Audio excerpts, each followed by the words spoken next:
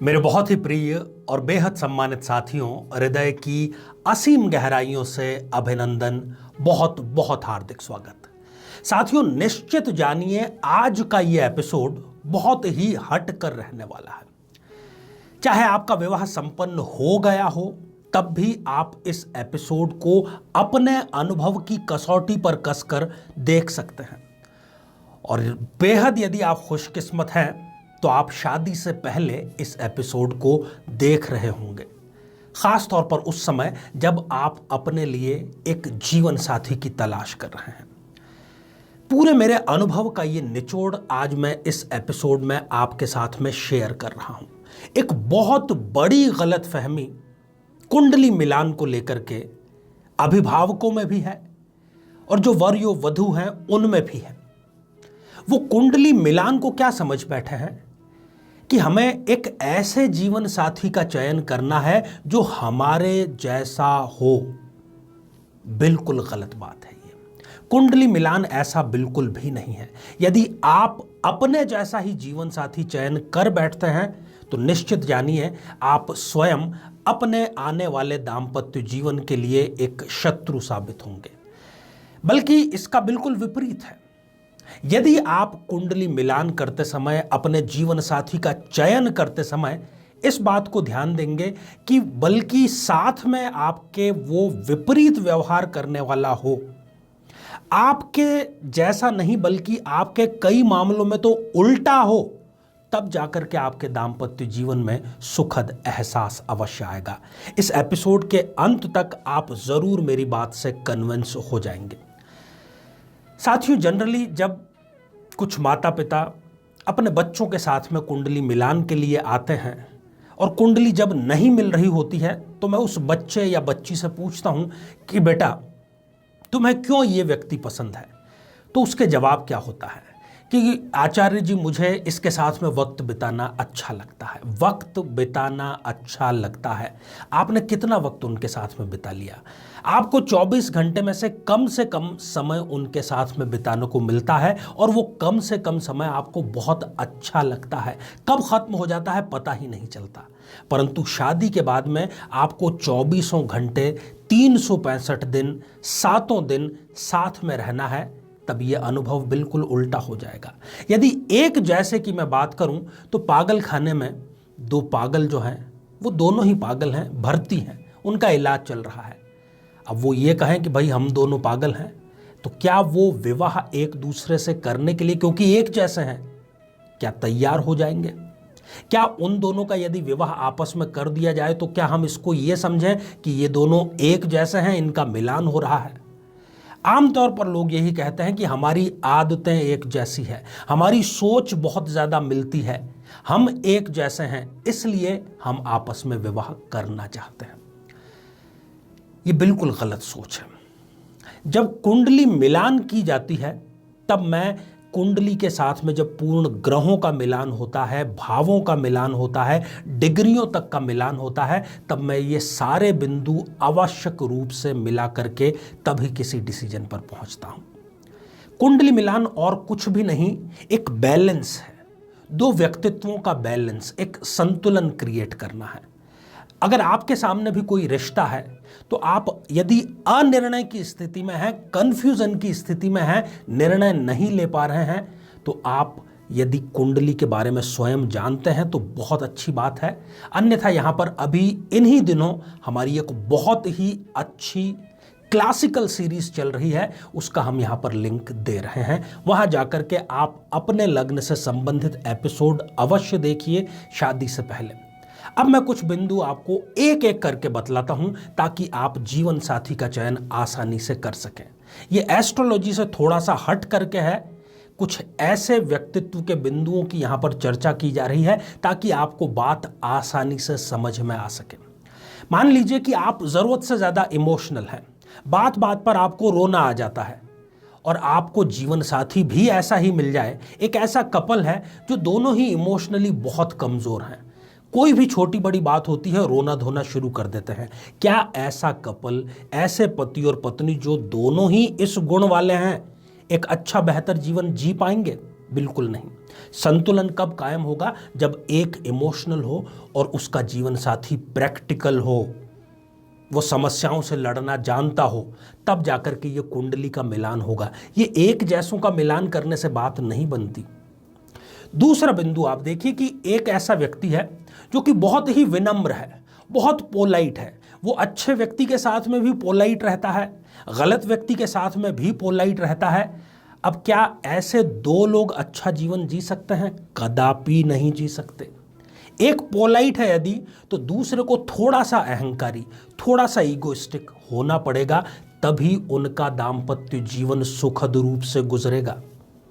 यदि एक व्यक्ति पति या पत्नी में से बहुत ज्यादा क्रोधी है, तो दूसरे को सहनशील होना पड़ेगा, तब जाकर के कुंडली का मिलान होता है। ऐसा नहीं है कि दोनों ने अपने हाथ में तलवारें पकड़ ली और अब बस एक दूसरे की गर्दन काटने को तैयार हैं। कुंडली मिलान इसे नहीं कहते। विपरीत बिंदुओं के संतुलन को कुंडली मिलान कहते हैं, समग्रता को कुंडली मिलान कहते हैं।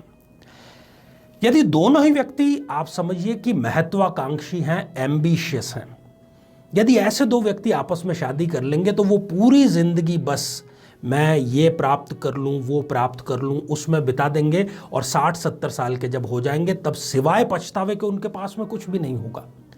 इसलिए अगर एक महत्वाकांक्षी है तो उसके लिए जीवन साथी कौन सा चाहिए? जो संतोषी प्रवृत्ति का हो, ताकि जीवन की गाड़ी संतुलित ढंग से चल सके। मान लीजिए दो ऐसे व्यक्ति हैं, एक लड़का एक लड़की, दोनों ही योजना बनाने में, प्लानिंग करने में बड़े माहिर हैं।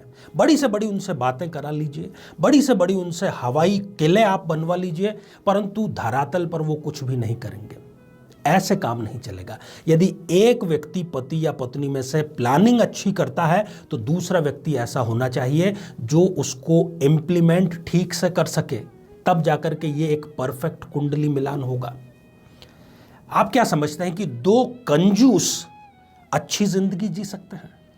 दोनों ही बड़े से बड़े कंजूस हैं, आप दोनों का विवाह करा दीजिए आपस में, पता चले कि वो आटा दाल और बहुत मामूली सी चीजें भी खर्च करने में उन दोनों को तकलीफ आ रही है, फिर तो चल पड़ी दाम्पत्य की गाड़ी। अगर एक व्यक्ति कंजूस है तो उसके लिए जीवन साथी चाहिए जो थोड़ा सा नहीं, ज्यादा नहीं, तो कम से कम संतुलित रूप से दानी जरूर हो, बड़े दिल वाला जरूर हो, तभी जाकर के समाज में उनकी प्रतिष्ठा बन पाएगी। यदि दो ऐसे हैं पति पत्नी जो कि दोनों ही खुले विचारों के हैं, मॉडर्न हैं, तालमेल कभी भी नहीं बैठ पाएगा। यदि एक खुले विचारों का है तो दूसरे को थोड़ा बहुत परंपरागत होना ही पड़ेगा, उसको दकियानूसी नहीं कह सकते, तब जाकर के ये बैलेंस क्रिएट होगा। मान लीजिए कि दो ऐसे व्यक्ति हैं, मैं बार बार इसलिए जानबूझ करके उदाहरण दे रहा हूं ताकि ये बात आपको अच्छे से समझ में आ जाए, आपके अंदर रच बस जाए और कुंडली मिलान में आप ऐसी गलती बिल्कुल भी ना करें। अगर दोनों ही डरपोक किस्म के हैं, किसी भी प्रकार के साहस का कार्य उनसे नहीं किया जाता, कोई पड़ोसी लड़ने आया या कहीं पर उनका किसी से झगड़ा हुआ, दरवाजे बंद करके अंदर बैठ गए, काम नहीं चल पाएगा। यदि एक डरपोक है तो उसको जीवन साथी चाहिए साहस से भरा हुआ, जो रिस्क लेना जानता हो, तब जाकर के दाम्पत्य की गाड़ी उनके चलेगी। दोनों यदि निराशावादी हैं आपस में, आप कहेंगे ये तो दोनों मेल कर रहे हैं, एक भी निराशावादी है दूसरा भी निराशावादी है, चलिए इनका विवाह संपन्न कर देते हैं, घोर अंधकार में, डिप्रेशन में डूब जाएगा। एक यदि निराशावादी है तो जीवन साथी उसके लिए चाहिए आशावादी, जो आपदा में भी अवसर को ढूंढ लेता हो। यदि पति और पत्नी दोनों ही शक की किस्म को, मान लीजिए एक दूसरे पर शक करते हैं, दिन रात यही काम है उनका, फिर तो चल पड़ी उनकी गाड़ी। यदि एक जरूरत से ज्यादा शक करने वाला है तो जीवन साथी उसका ऐसा होना चाहिए जो उस पर विश्वास करे, बार बार उस पर शक न करे, तब जाकर के दाम्पत्य की गाड़ी उनके चलेगी। यदि पति पत्नी दोनों ही एक मिजाज के हैं, दोनों ही ईर्ष्यालु हैं, पड़ोसी की गाड़ी मेरी गाड़ी से लंबी क्यों है, अगर दोनों ही यही धारणा बना करके बैठ गए, फिर तो चल रहा उनका जीवन कभी ठीक से नहीं चल पाएगा। एक यदि ईर्ष्यालु है तो दूसरे को उदार, लिबरल होना पड़ेगा। अगर पति पत्नी दोनों ही दिखावे की जिंदगी, होड़ में बस कि ये पड़ोसी ने ये खरीदा, कलीग ने ये खरीदा, मुझे भी ये खरीदना है, सारा पैसा यदि दोनों अपनी तरफ से दिखावे पे खर्च करने लगे तो उनकी बर्बादी सुनिश्चित रूप से तय है। यदि एक दिखावे में विश्वास करता है तो कम से कम जो दूसरा है वो सरल और सादा जीवन जीने वाला हो। यदि दोनों में से कोई एक ऐसे व्यक्तित्व का धनी है जो कहीं पर एडजस्ट नहीं कर पाता, कहीं रिश्तेदारी में यदि जाना हुआ, कहीं विवाह में जाना हुआ, वो उसके नखरे बहुत ज़्यादा होते हैं कि मैं ये नहीं खा सकता, मैं यहाँ नहीं रह सकता, दोनों एक जैसे नहीं होने चाहिए। अगर एक व्यक्ति एडजस्ट नहीं कर रहा है तो दूसरे को अनुकूलन करना चाहिए। अपने आप को हर जगह एडजस्ट करने वाला उसका जीवन साथी ज़रूर होना चाहिए। दोनों में यदि बहुत ज़्यादा चंचलता है, दोनों में यदि बचपना है, तो उनकी गाड़ी कभी ठीक से नहीं चल पाएगी। एक यदि ज़रूरत से ज़्यादा चंचल है, बचपना लिए हुए है, तो दूसरे को अपने अंदर गंभीरता रखनी पड़ेगी, तब जाकर के कुंडली का ठीक से मिलान हो पाएगा।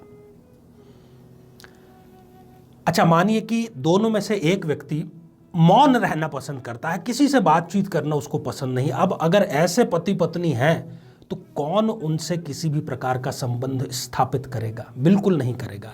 संतुलन कब स्थापित होगा कि उन दोनों में से एक यदि मौन रहना पसंद करता है तो दूसरा कम से कम वहां पर तो बोले जहां पर बोलने की आवश्यकता है।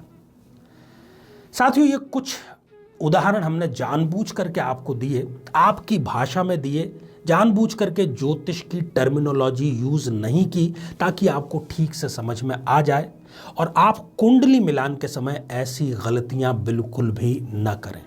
आप स्वयं इसका पालन करें। आपके घर में किसी का विवाह होने जा रहा है तो उस तक भी ये बात पहुंचाएं ताकि उसका जीवन सुखद बन सके।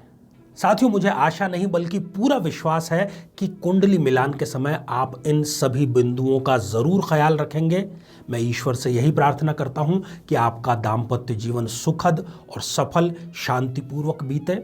आप सभी स्वस्थ, समृद्ध और शांतिपूर्वक जीवन व्यतीत करें। नमस्कार। जीवन में किसी समस्या का सामना कर रहे हैं, जैसे कि शादी में देरी होना, पति पत्नी में मनमुटाव या तलाक तक की नौबत आ जाना, संतान का प्राप्त न हो पाना, नौकरी या धन प्राप्ति में बाधा आना, जीवन के प्रत्येक क्षेत्र में किसी न किसी प्रकार की बाधा आना, तो आज ही अपनी जन्म पत्रिका का संपूर्ण विश्लेषण करवाएं और पाएं समस्या से सदैव के लिए मुक्ति।